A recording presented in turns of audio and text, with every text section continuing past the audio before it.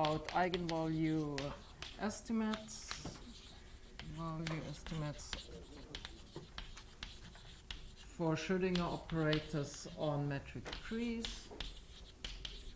Operators, metric trees, and this is a joint work with Thomas Ekholm from KTH Stockholm and Hynek Kovarik from University Stuttgart. When I speak about eigenvalue estimates, there are two classical families of estimates. These are the CLR, Zwickel, Lieb, Rosenblum estimates, and the other family is the Lieb-Thiering, family of Lieb-Thiering estimates. And before I will try to investigate them on the trees, I would like to recall how they look like in the usual Euclidean space. So this is the introduction. And there we look at a usual Schrödinger operator minus Laplace minus V in L2 or D. So I will write the potential here with a minus sign and usually assume that the potential is positive, so it's attractive, right? And it decays at infinity in some average sense. Infinity. And then we all know how the spectrum looks like. You have the positive half-axis, and below you have some eigenvalues, either finite number or perhaps infinitely many, but then they accumulate at 0. Okay? And what this Zwickel-Lieb-Rosenblum inequality says is that if your dimension is bigger or equal than 3, then the total number of negative eigenvalues of the Schrödinger operator is finite and can actually be estimated by a constant times the integral of the potential to the power d over 2 dx. As I said, this estimate requires the dimension to be bigger or equal than 3, and it's actually true that such an estimate cannot hold in dimension 1 or 2. Why? Well, simply because make your potential small here, right, then this right-hand side will at some point be less than 1. Well, if the number of something is less than 1, then it's 0. But on the other hand, we know that in dimension 1 and 2, a Schrödinger operator will have always, for any negative perturbation, an eigenvalue. So here we need dimension bigger or equal than 3. And well, why is this a nice inequality? Well, this is because the V enters exactly with this power, which you get by semi-classical considerations. When you calculate the phase space volume, where psi squared minus V is negative, do the psi integration, then you get exactly this. So this has, in the strong coupling limit, the correct behavior. Now, physicists are not only interested in the number of eigenvalues, but also in the sums of eigenvalues. For example, if you have non-interacting fermions, right? And mathematically, well, you can also look at other moments of eigenvalues. By this I mean, well, you take these numbers, lambda j, absolute value, to the power gamma, and you sum. And you can write this in the following way. Take your operator, its negative part, take it to some power gamma, and then you take the trace. Yes, this is the same thing. You want to estimate it. This is what Lieb and Thiering did. And they found that this is less than a constant depending on gamma. This is the parameter here. And the dimension v to the power gamma plus d over 2 plus dx. Okay, now this estimate is valid if gamma is bigger or equal 1/2, when the dimension is 1, gamma strictly positive if the dimension is 2, and gamma bigger or equal than 0 if the dimension is bigger or equal than 3. You see that the case gamma equal to 0, then this inequality is the same as this, right? And again, you have here the nice semi-classical expression, if you do this momentum integration. And it was used by Lieb and Thierry to prove the stability of matter exactly because of these semi-classical considerations. There's another regime. The semi-classical regime of this inequality is for large gamma, so to speak. For small gamma, you have a kind of Sobolev regime. There you see that this, I mean, you always see that this inequality is equivalent to a Sobolev inequality. And the conjecture by Lieb and Thierry says that, I mean, the sharp constants here are either determined by the semi-classical regime or by the Sobolev regime. As I said, this Sobolev regime is responsible for the small values of gamma, and especially if you want to understand for which values it is valid, then you are led to consider these Sobolev type inequalities. All right. What I would like to point out, because this will be important for later considerations, is that you have a strong dependence on the dimension here. I mean, both here in the exponent of V, in the allowed values of gamma, and, well, I will not speak about the constant, but these are the 2 points which we will have to investigate on the tree. And, yeah, I mean, this is basically the history in RD, and now the question is what happens on a tree. I should perhaps motivate why I'm interested in this. Well, first of all, this is a standard result in the spectral theory, and it's natural to ask for such inequalities on trees. In particular, I mean, and this is the second motivation, the question is what is the dimension on the tree? Of course, locally it looks one-dimensional, but this is not everything. So this is what I would like to understand, what you have here. And the second question, I mean, this is, or it's not really a question, but it's something which was interesting when we went through this, that you have a one-dimensional, basically one-dimensional situation on the tree. And therefore you have stronger tools. In particular, you have such oscillation results. And they actually show that, or allow you to show that these constants often are the same as the one-particle constants. I mean, this is perhaps, if you're not familiar with these Lieb-Thierry problems, then it's perhaps not so important, this remark, but this goes in the direction of this conjecture. But, well, so let me go to the results.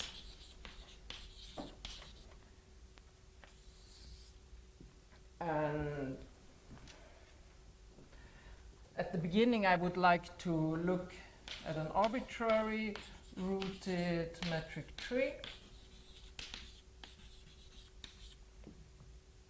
And, well, there's a root, as the name says. Well, then you have some branchings and so on. And I will assume, so 0 here, that at all the vertices you have Kirchhoff boundary conditions.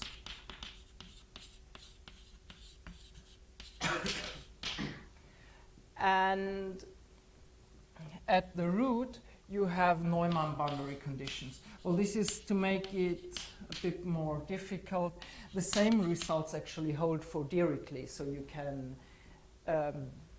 take it, but especially when we will discuss these weakly coupled regimes, then it's perhaps more natural to work with Neumann boundary conditions. And, well, this here should go on forever. So I assume that you don't have any other boundary points, but what you could do, especially for this first result, which I will write down, you could assume that you simply have Dirichlet boundary conditions if they were finite. Okay? So, and minus Laplace will denote the operator with these conditions. And this result is more an observation than a theorem. Well, it's simply, well, the starting point for all of them. investigations. Well, we take some parameter gamma bigger or equal 1/2, and then you have, so you look at your Laplacian, you perturb it by potential, look at the moments of the negative eigenvalues, and this can be estimated by twice L gamma 1, the integral of V gamma plus 1/2 dx. L gamma 1 is exactly the sharp constant which stands here. It's known sometimes, sometimes not. This estimate is sharp when gamma is 1/2, and otherwise, I mean, it's wrong by at most a factor 2. As I said, this thing is really just an obvious thing if you know how to do it, as usual. Well, no, I mean, it's longer than the proof. Well, what do you do? Inserting a Neumann boundary condition does lower the spectrum, right?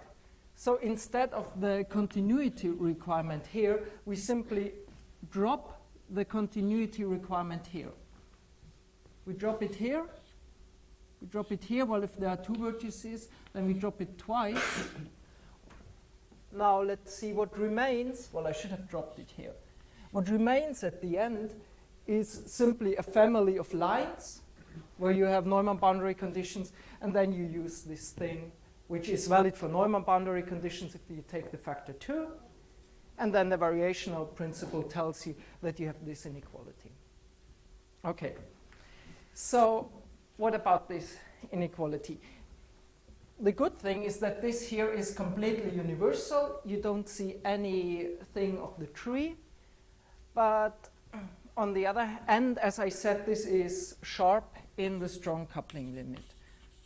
Sharp in strong coupling limit.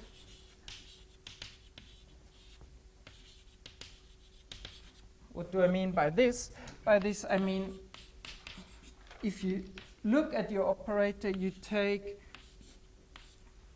right, a coupling constant alpha in front of the potential, and you assume your potential to be sufficiently smooth and, say, compactly supported, then you can prove that this quantity behaves asymptotically as alpha to the gamma plus 1/2 times some constant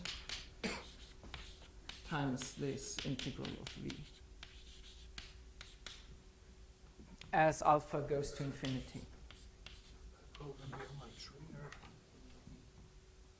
Excuse me?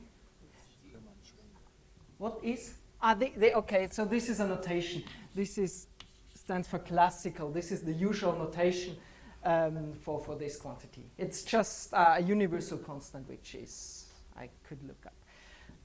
Well, usually you prove these asymptotics for gamma equal to 0, but you can do it in the same way for arbitrary gamma, or just integrate the gamma equal to 0 asymptotics up. Yeah, and you see that this is the correct order in alpha. Now, as I said, this is independent of the graph, but this is also a drawback of this inequality, because what we wanted to do is we wanted to see somehow how the graph enters, and we wanted to see that it has somehow a dimension. Let's go back here to this, what I mentioned here. I said in dimensions 1 and 2, you have, for any negative potential, an eigenvalue. How do you prove this? Well, you approximate the function 1, right? In some sense, you cut it, and you plug this in. So this suggests somehow that, well, you approximate the function 1, so you want to spread it out. So this somehow suggests that the growth of the tree will be the important quantity, which should be interpreted as the dimension. And, I mean, we can't do this in big generality, but only for what is called regular metric trees. Metric trees. And what does this regular mean? This means that all vertices of the same generation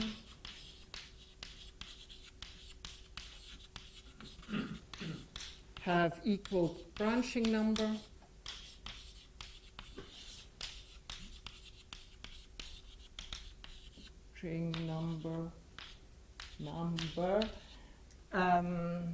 and all edges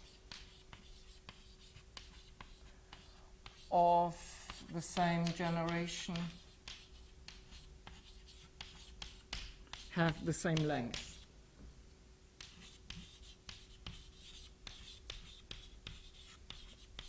Okay. So, well, perhaps once again a picture. You have your root. You have here some branching. Then you have another branching. And all these vertices are at the same distance, and you have the same branching number. Well, this is, and so on. Yes? So this is, so to say, a symmetric situation, and Jonathan Breuer yesterday considered discrete analogs of these trees and called them homogeneous symmetric. Okay? And the natural thing to study here is the branching function, which is the number of points on your graph, gamma, such that the distance from the root is equal to t.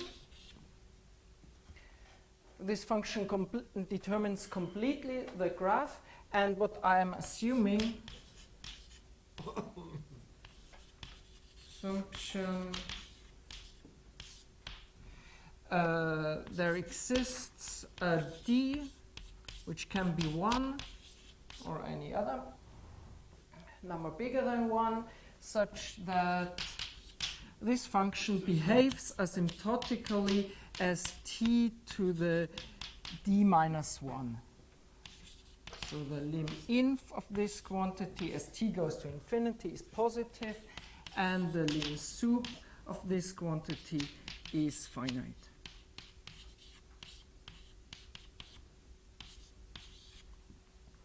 Okay?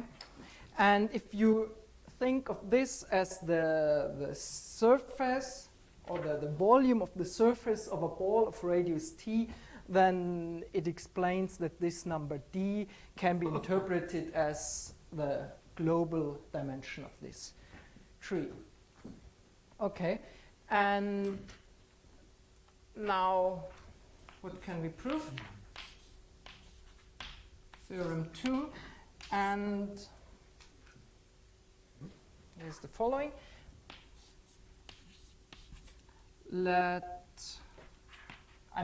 Assume that you have a regular metric tree which has such a well-defined dimension, then the inequality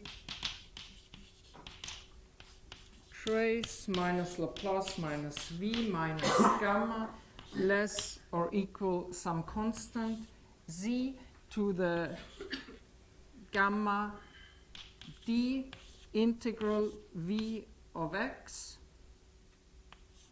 okay, 1 plus x to the d minus 1 dx. Here there is a gamma plus d over 2, and this is over gamma. This inequality holds for all symmetric v. So I'm assuming that the potential has the same symmetry as my tree and depends only on the distance from the root. This inequality holds for all v, and now there is an if and only if statement. Gamma is bigger or equal than 2 minus d over 2 for dimensions between 1 and 2. Gamma bigger than 0 if d is equal to 2, and gamma bigger or equal to 0 if gamma is strictly larger than 2. And the constant c gamma. The constant. Okay, sorry, I should say this constant depends now on gamma. And it depends on gamma On through gamma the or on this function? exactly. It depends on the lower bound and the upper bound on these quantities. Okay. So what did we do basically to achieve such a situation? We inserted a weight here. This is perhaps a bit misleading. In the dx, there is already a Jacobian. I mean, there is already a d minus 1 in the dx, right? If you would write it as an integral from 0 to infinity. But still, if you insert a higher weight, then you get an estimate which looks pretty much like the result you would expect. And let me show you somehow, or make some remarks about this thing here.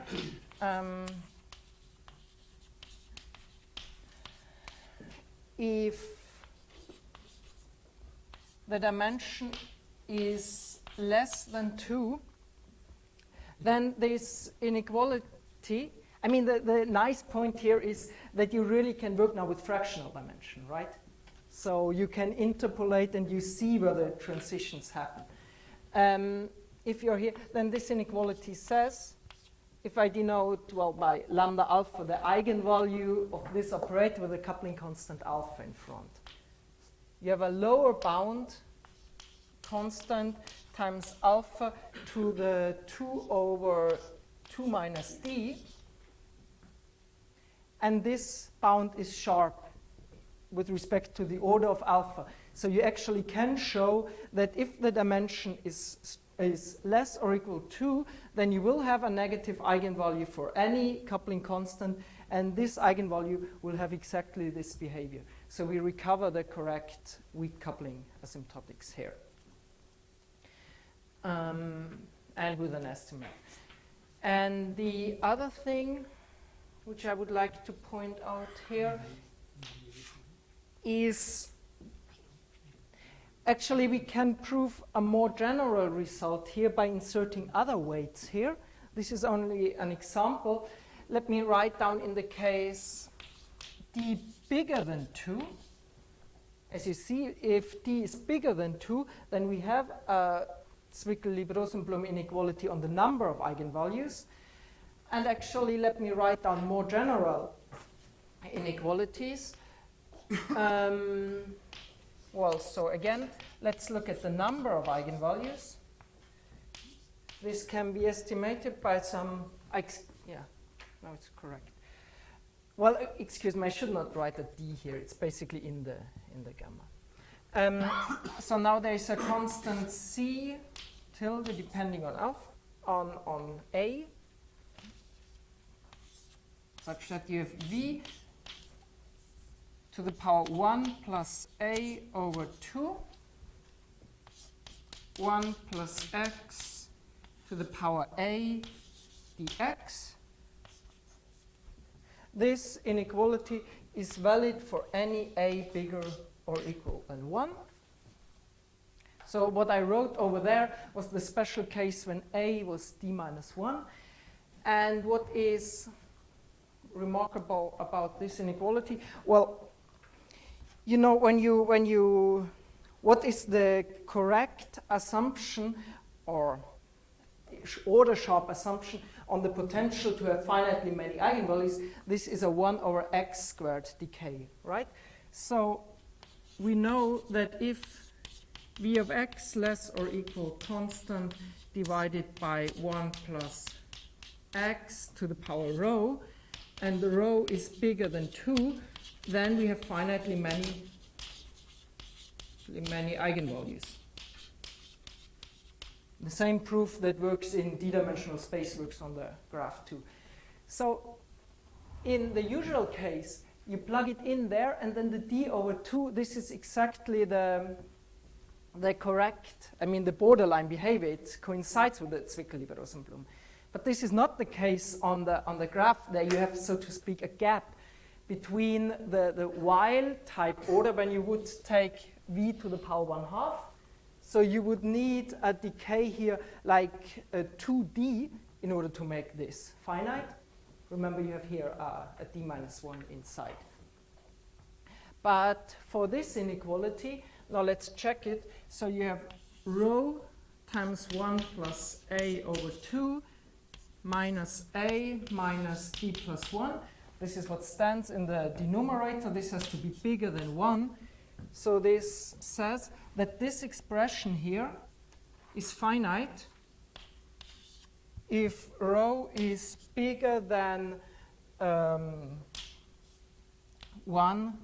Oh, I have to do some d plus a twice d plus a divided by 1 plus a. And you see that if a goes to infinity, then you recover a bound on the number of eigenvalues whenever you have a decay which is arbitrarily close to 2. See, so this can be seen as bridging this gap between the while type assumption or condition and the other one. And there's some work by Hynek-Kovarik where he actually proved that you can have a number of negative eigenvalues which grows asymptotically like, like of this order. I mean, if you choose A large, then this will grow very fast. And there are also some works by Solomiak-Sobolev where they considered questions of this type. Now, let me say one word about the proof of this result. Well, as I told you, we are in a symmetric situation, and Naimark, Solomiak, and Carlson proved the decomposition theorem where you can write this operator as a direct sum of one-dimensional operators. So what we basically do to prove this, we prove results for one-dimensional operators. And then it's again easy to see that it suffices to prove these results for the lowest of these one-dimensional operators. I mean, basically you would say restricting to angular momentum 0, and this would imply the other inequalities. So what are these one-dimensional inequalities?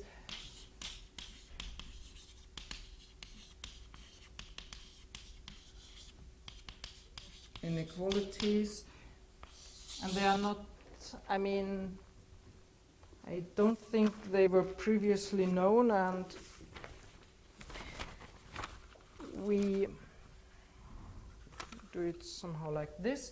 So what we are considering the operator 1 over g d dx g d dx minus v. This is a self-adjoint operator in L2 or with weight g dx. So I'm working now on the whole line just because it's perhaps more natural. G will be at the end the same function as we had here, but now we are, for this result, we are assuming only that g of t has an upper and a lower bound in terms of the function 1 plus t to the d minus 1. Okay? And what we are proving here is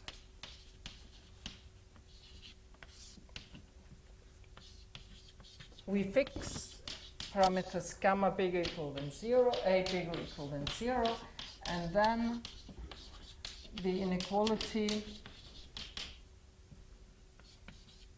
trace, so what was the operator 1 over g d dx g d dx minus v minus gamma less or equal v. We are now, as I said, on the real line, plus 1 plus a over 2, 1 plus t to the power a dt. This inequality holds if and only if gamma is bigger or equal 1 minus. So this is now a long list. I'm sorry for this. But I will point out two things which are rather surprising, at least for me. So first of all, we have to to always to remember G is this function here, and it has a certain growth. What I want to say is that it's the growth of this function which determines the validity of this inequality. It's if and only if. And then I have inserted here a parameter A. Well, there is, of course, a constant C depending on gamma, A, and this function G. Okay?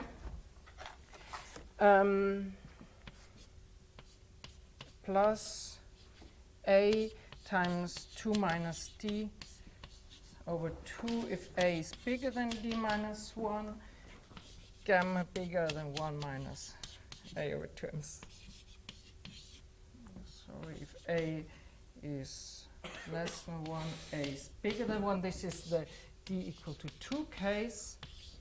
Remember that if the dimension is between 1 and 2, we have also for this operator a weakly coupled bound state. And if D is equal to 2, we have exponentially small. And A is less or equal to 1, A is bigger 1. This is if the dimension is bigger than 2. So what is, well, it looks not very nice. The surprising thing, well, first of all, you have here the inequality in the critical case, right, where you have the to the power 1. But this you can only have if this parameter A is sufficiently small.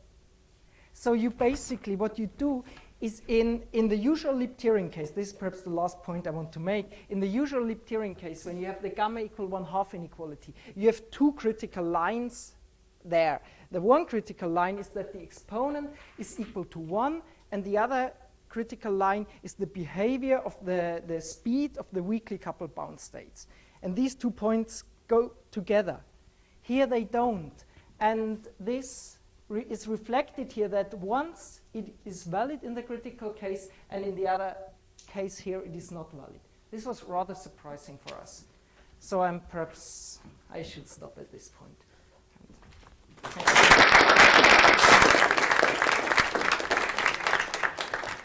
Yes. Could you say something if the function G0 of t is exponentially growing? The relation is infinity. Yes. I mean, the point then is the bottom of the central spectrum is lifted. And so, of course, the natural thing would be to ask for a bound here where you subtract the bottom of the spectrum.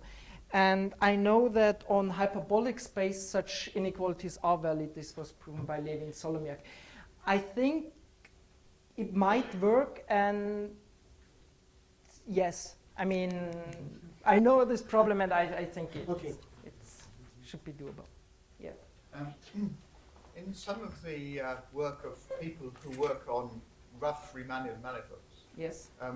they try to eventually formulate things in terms of intrinsic assumptions about the function G0 of t, which are weaker than what you say. Things such as slow oscillation and volume doubling. Yes. And so on. Now, I mean, obviously, if you wanted to replace simply comparable with a power of t by something which also included a power of a logarithm of t, then you should have to rewrite this. But if you do it in terms of volume doubling and slow oscillation, you might be able to find a formulation which would include situations of that type. Are you asking whether this function can be replaced by power of G0, making this constant independent of the graph? Is this approximately, or? Not saying quite that, but something of that type, yes. Okay. I mean, the other thing that comes into my mind, if you look at Mazia's work, then you can replace the power growth by some weaker statements, which, when turned into power growth, turn into these things. Well, in the case of Riemannian manifolds, Yes. under very weak Yes. conditions of volume doubling and a few other things of this type, one finds that one can find close relationships between the decay of the heat kernel for large time and the assumptions about the volume growth, Right. without actually stating what either should be. Just assuming that you have something like volume doubling and slow oscillations and things of that kind. Mhm. Now, This should be- They may not be the same function. It may be one is obtained by integration from the other. Right. This should actually give you here estimates for gamma equal to 0, because under these Markov assumptions, you can turn Sobolev inequalities or heat kernel bounds into Zwicky-Liberosen-Blum estimates. That's true, yeah.